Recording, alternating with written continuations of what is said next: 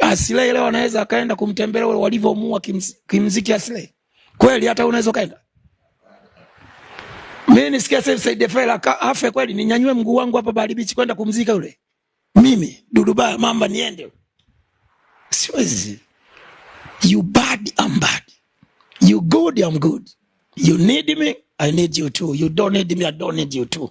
This is life. Unajua unapofanya ubaya, unajua binadamu, mimi naweza nikakudhulumu wewe sasa hivi, nikafly, ikapita miaka hata 20, mimi nikija kudhulumiwa na mtu mwingine, Mwenyezi Mungu mlani huyu jamaa hata afe kabisa, mimi nimesahau na wewe ni fanini. Kwa hiyo yeye, ndio maana nikasema Said Fela hawezi kuongea. Mke wake anaongea bila kujua unyama na ukatili aliokuwa anauishi Said Fela. Unaelewa? Mimi nikikwambia kabisa ukweli, Wasafi Festival mimi nimefanya 2018-19 na wajua vizuri.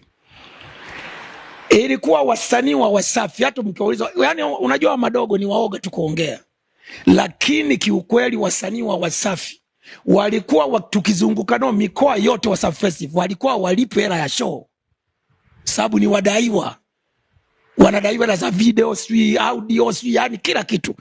Huyu kapangishwa nyumba Mbezi sui wapi anadaiwa hiyo kodi, kakopeshwa gari anadaiwa sui ni. Kwa hiyo show wanapiga kulipa madeni. Hela waliokuwa wanagewa ni padie. Unajua padie? Ile hela ya kula kwa siku. Na hela unagewa padie kwa sababu mnafika labda show ni Jumamosi, labda Iringa Jumamosi, mnafika Ijumaa. Jumamosi show, Jumapili narudi da. Kwa hiyo unagewa hiyo hela ya kula siku 3. Pa kulala hotelini wanalipa wao. Kwa hiyo hela ndio ya kinywaji na chakula 3 days. Kwa hiyo ndio hela walikuwa wanagewa. Hakuna hela ya kwamba eti kwamba umepiga show safari milioni 10 ya Harmonize hapa sio Rayvanny, hakuna. Ila watoto hawezi kuongea kwa sababu bado ni waoga.